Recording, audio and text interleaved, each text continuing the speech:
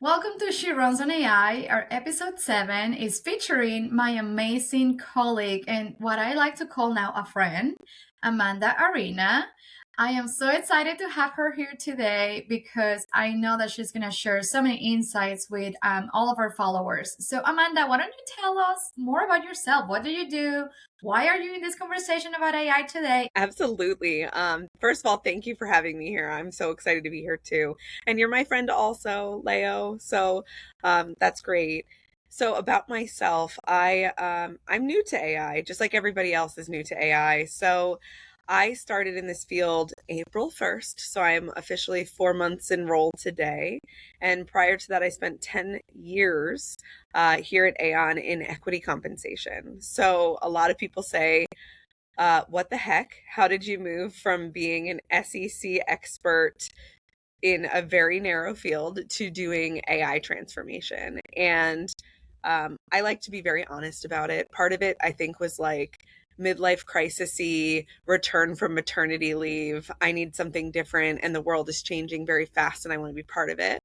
And part of it was just wanting to be a part of the change that we're seeing. And Leo, I have a 3-year-old and a 1-year-old, and I always wonder what their futures are going to look like. And my son has a shirt that says "Future of Work," which is super nerdy, but I love it. He doesn't know what it means, but he wears it all the time. But I think about the fact that like I could help drive his future. So I joined this AI transformation team. I dove headfirst into what AI can do in the workforce, what workforce strategy looks like around it. And now I'm helping our clients figure out what that means for them and staying authentic to who they are, the DNA of their brands and what their employee value proposition is. So I think about AI all the time, both in good and bad ways. And I'm just trying to help our future look a little bit nicer. Let me say it that way. I love that. And so if I heard you correctly, Amanda, you kind of like had a combination of FOMO and wanting to design the future of your kids. So you raised your hand at Aon and said, "Hey, you know what? I have been doing executive compensation for the last 10 years. I actually want to do something that is more futuristic. So I'm going to raise my hand and I want to do an AI job." Not only did you do that and you got the job, which is amazing, but also you have been actively championing AI internally for colleagues. I know that you have built or helped build the AI club for colleagues internally, which is so amazing. So I feel like, that is such an interesting path that you took. You got curious. Again, I'm not sure if it was just FOMO that you were, having fear of missing out. And you just went ahead and raised your hand and got the job and also are doing something broadly than that. So that is great from the job perspective. Now, tell us more about your personal life. So you have two little kids. Yes. How do you use AI? If you're already using AI on a corporate job, how do you balance turning on off your computer and then looking at these kids and saying, okay, actually, I need to go to ChatGPT or Claude to draw my schedule for my kids? Or like, what do you do with AI personally? It's a hard balancing act, right? Because I think all day, you nailed it. All day I'm staring at a computer. I've got multiple instances of AI going at all times. I've got my agents, I've got my, LLMs, everything's running all the time. And then I become mommy the second I turn off my computer. And it's a very interesting juxtaposition because I vacillate between wanting to be very high tech in my mommying and to be honest, wanting to like live on a compound off grid with no technology whatsoever. So I'm constantly battling these two parts of my personality. But I think that AI has really shown up in helping me organize my thoughts and a little bit of my anxieties around mommying. So, ChatGPT is my personal friend, and I love my chatty. And I've used ChatGPT over the years now to help me sanity check things when I feel something's off. So I know you're not supposed to use it as a doctor, and I don't substitute doctors with ChatGPT, but I think that there's a really good balance for me in being able to say, here's what's going on with my kids. This is what and it's got all my history in it, right? So it'll be like, oh, I know that your son has reflux, so maybe this stomach bug isn't a stomach bug and it might be reflux oriented. But the fact that it's this like chat that has all of my anxieties stored in it and some of the historical information about my kids, not anything that's identifying, not anything that would like, that I wouldn't share with anybody today, for example. But it helps me bring my mom anxieties down a little bit because I feel like I have a confidant to ask questions to. The other thing it really helps me with is scheduling, which you said. So you can imagine I am like type A at work. I am also type A at home. So I've got the electronic calendar that's shared between all of the people, and it grabs from all these different email addresses and scrapes for all of our different appointments and sends reminders out. So I have a summary that comes every morning to me that says, like, here's the stuff that you've got going from a work perspective. Here's the stuff you've got going from a family perspective. By the way, so and so's birthday is in a week. Do you need help brainstorming ideas for birthday gifts? So it's like a personal assistant for me. I also, and maybe this is where we're going in this conversation, which would be exciting, but I balance that too with responsible usage, right? Because I think that it's difficult when you've got something that uses water and it uses electricity and it uses compute. I try really hard to keep the usage responsible, even though it would be very easy to outsource like my entire life to AI right now. I was just super curious because just as Amanda is, I am also super conscious of the environment. And she did share with us that she does pay attention to that and tries to be environmental friendly. So, can you tell us, Amanda, one or two tricks that you do to minimize the impact of AI in the world? 100%. Because I think, and I want to acknowledge too that a year ago, I think anybody that knew me would be surprised that I'm working in AI. I was one of those people that was like, the robots are coming. I don't want the robots. I didn't understand it. It didn't make sense to me. So part of my FOMO was realizing like, this is now. This is not this like dystopian future where we're talking about it. It's happening. So I can either be a part of it or I can be impacted by it and not actually be a part of the, the way we're going. So there's that. But then when I think about how my own understanding of AI has matured and grown, when I first started using it maybe a year ago, I'll openly say it. I used it almost like Google, right? Like I didn't really understand what the difference between Google and AI was. So I would go into ChatGPT and I would be like, what, what activities can I do in my area this weekend? Not necessary to use AI for that. Maybe there's times that using AI to plan an experience or a trip makes sense. But I always like to pause before I use AI and say, could I just use Google for this? How much time is it going to save if I use AI to do something versus Google? And by the way, Google has Gemini built into it. So it's not like we're avoiding using AI anyway when we use Google, but you get the point. Like there's time when I can just use a search engine and do some good old fashioned research, and I don't need AI to do it. And I try to be really mindful of when that's the case. A perfect example is just yesterday, I was looking for a different doctor for one of my family members. And originally I went into ChatGPT and I was going to do the whole brain dump of everything. And then, and I was like, I don't really think there's a reason for me to do this. I'm going to base it on who's close to me and rated well, and I can find that on Google, right? Like there isn't a real reason for me to use AI, so I went to Google and I tried to stay that way. There's also some stuff that I think just I go old school with. So there's times when I want to see like vision board, for example. I'm still going to cut out magazines and I'm still going to paste them on, and I want something physical in front of me. I also want my kids to learn that creativity. So there's that constant battle. Adriana, I think you said it beautifully, of like wanting to be present with my kids. And I want them to learn how to use AI. I want them to learn what a tool it could be because it's the future of our world. But I also want them to learn how much fun it is to just be creative and build a fort rather than building a 3-year business plan, right? Like, I think that there's appropriate times for it, especially in motherhood. And then there's the times when you have to say, let's put it over here. And the thing I say to people, especially people who are struggling with like not wanting it at all, it you have to use it at work. It's going to become a business tool just like everything else. Like, you can't really opt out of email. You can't say, I prefer to write letters. So actually, I'm going to send my client this invoice via snail mail. Like, I would love to do that, to be honest. I think it would be really personal and really fun. But it's not the way our business works anymore. So we can't really opt out of AI in business. Um, you have to kind of use it.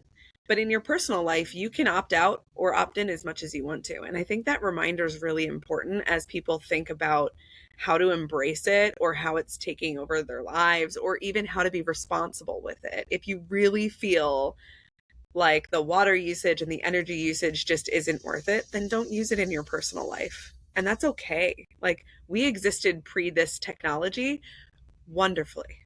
So you don't have to use it. I don't think finding a doctor faster or planning a vacation faster is really that important, but the business applications are. Amanda, what do you think is the cost of not using it specifically for women? One of the things that really I'm passionate about is, and when you shared your story about wanting your kids to be in the future of work and wanting to do this move because you want to make sure that you are in what the future of work is going to look like for them.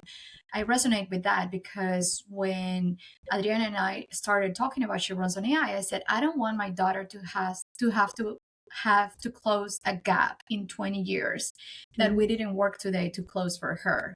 Just as the pay gap we are working today to close, I don't want her to have to close the AI gender gap in the future. And so I 100% agree with you that you can opt out. And I struggle with what is the cost of opting out, and specifically for women. Curious to hear. Oh, this is my passion project right here. I'm going to say a couple things, and it's a little bit soapboxy, but at the same time, I think I really want people to hear this because for the people that are listening that are in charge of implementing AI at their firms or can influence the way that AI is implemented at their firms, I'm very concerned that what we're doing is we're saying, here's a tool, and those that can afford to learn about this tool will continue to be paid more, will be continue to be promoted at a higher rate.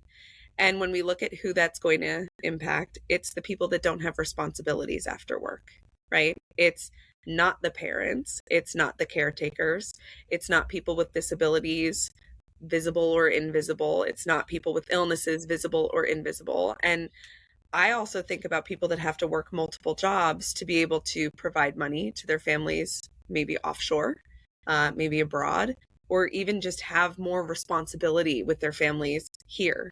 So all of these people are the people that are going to continue to be left behind. And statistically, those are the people that are already left behind because it's women, it's people of color, it's all of the communities that are already underserved will continue to be underserved. I'm a big sister through Big Brothers Big Sisters, and I actually think about my little sister. She doesn't have internet at her house. She can't learn this after school. It's not an option for her.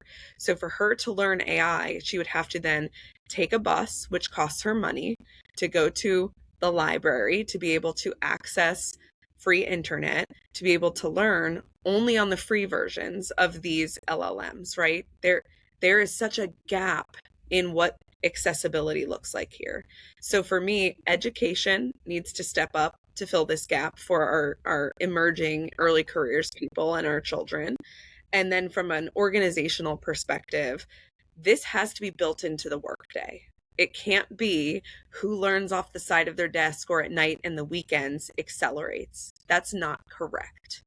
It is not what we want our future to look like. And it's just, we have to learn from the past, right? We've already seen these things happen. We have to be able to say if AI is going to be what makes people promoted or it becomes what determines success in our organizations, then it is our responsibility to make sure people have the resources to learn AI as a part of their business day without it needing to take extra effort and without burning everybody out because we're expecting them to do 150% of their job in order to learn. So I feel so passionately about that because I think that if we opt out, and unfortunately, that is what's happening, right? People are saying, I don't have the time to do this after work. I don't have the time to learn this. And my job, where I already wear 3 hats, I just can't afford to learn during the day because then I'm not doing my 17 other things that I have to do, right? So people are already opting out because they feel like the system is built against them. And it is, unless we correct it. So we have an opportunity to say no more of this self-perpetuation. Build it into your workday, allow everybody access. And that way, when in a year we're saying who hasn't adopted AI, those people really didn't put in the effort. It's not about effort.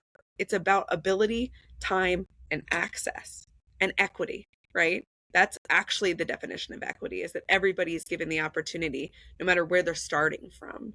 Um, I feel so insanely passionate about this because this is going to sound completely insane, but I was lucky enough to decide that I wanted to learn about AI when I was on maternity leave. That's a crazy thing to say because maternity leave is not vacation, it's not free time. But I had a baby strapped to my chest while I was taking courses on AI, trying to learn so that when I came back, I was starting from a position of strength rather than starting from behind. So, yes. Amanda, I feel the passion, Yeah. and I feel the passion from you. I hear this sense of urgency, right? Like we need to step up. We can't wait for someone else to do it. We need to be engaged, and the moment is now. So I feel that passionate urgency, and I completely agree with you. And I think that's how Leo and I feel, and why we need to do this job, right? To get women engaged. And as you said, I mean, also empathize with, and I feel it myself, right? You're doing 1,000 things, and here we are asking women, hey, One step more. up again in something else, right? Step up, do more.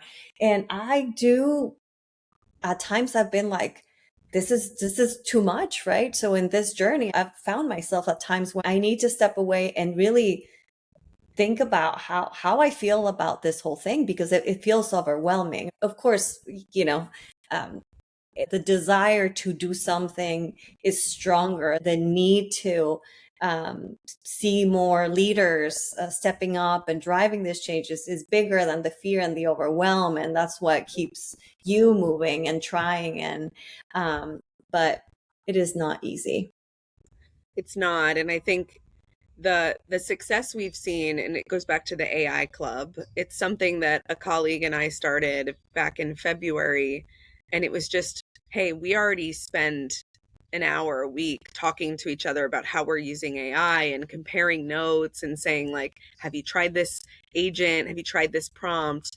So we just expanded it, and it went from like 20 people on a Friday to now a couple hundred people on a Friday talking about their successes and sharing.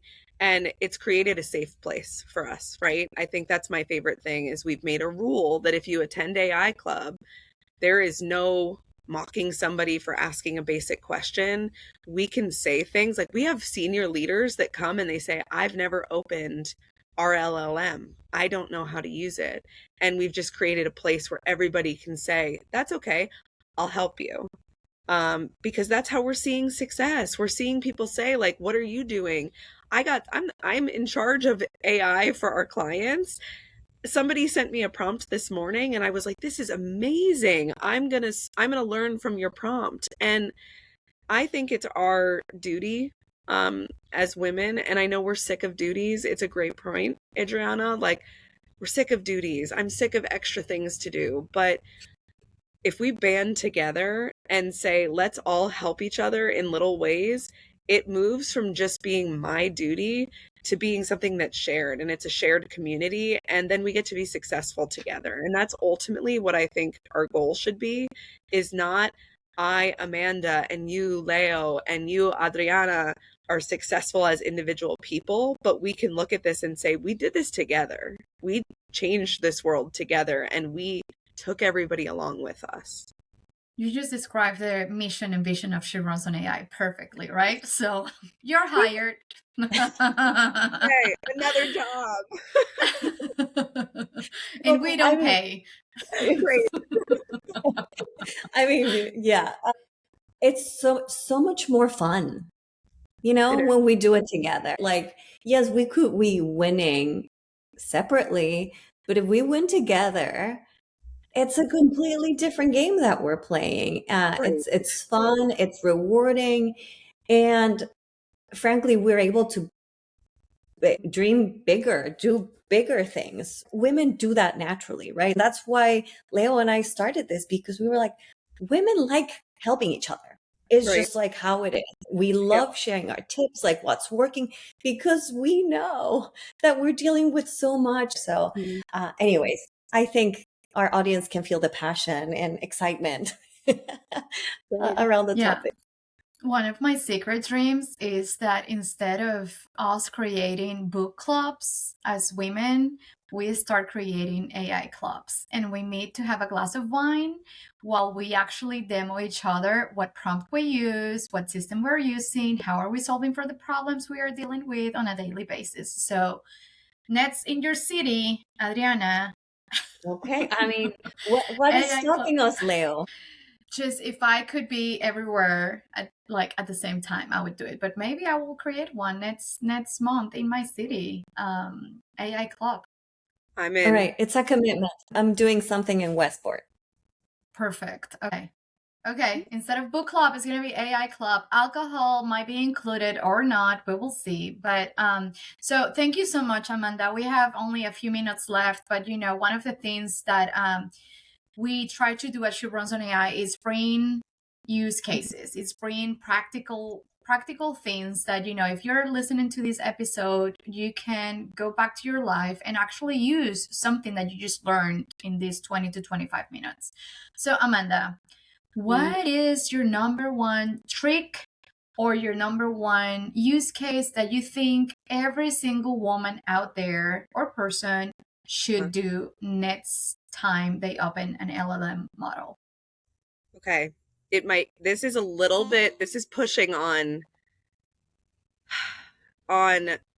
being a little bit indulgent, but I think it's really important. So I like to, every 6 months or so, have my LLM interview me about my life, my whole life, work, kids, friends, family. It's normally around 40 questions. And it tells me where I'm lacking in my life, where I need to focus my time, where my energy is being drained, where it's not. And it's actually helped me over the last few months get to the point where I was comfortable applying for a new job, where I'm comfortable talking about my 3 to 5 year plan because I actually have one, and where I need to refocus myself on my personal life because I've gotten a little bit too distracted by work or a little bit too distracted by my to-do list. It's indulgent, but it's so important, I think, particularly for working moms or just moms that are tired, or just women that are tired. It helps center you. And it's something that I think would take a really long time with a life coach or a career coach, that can be done today. And so I actually did it yesterday, to reshape my 3 to 5 year plan. I will share it with you, Leo. It's amazing. And it was eye-opening. I also remind everybody that when you're using it for something like that, LLMs are set to be agreeable. So you always should follow up and say, now argue with me about this. because it told me exactly what I wanted to hear yesterday. And then I said, well, now argue. And it actually pointed me a totally different direction. And it resonated so well and gave me such direction that I just feel super energized and ready to like hit the ground running. Show me my blind spots. That's what I love to tell Chat or Claude when I'm using it. What am I missing? That was brilliant. Thank you so much, Amanda. Really appreciate you sharing your insights with us. Well, if you want to continue to listen to more amazing women like Amanda running on AI, and you're curious about how to begin your own journey, we are here to help. Follow us on She Runs on AI on Instagram, LinkedIn, YouTube, and we'll be sharing more use cases. Adri, anything to close out? Thank you for saying yes to this conversation. Thank you so much.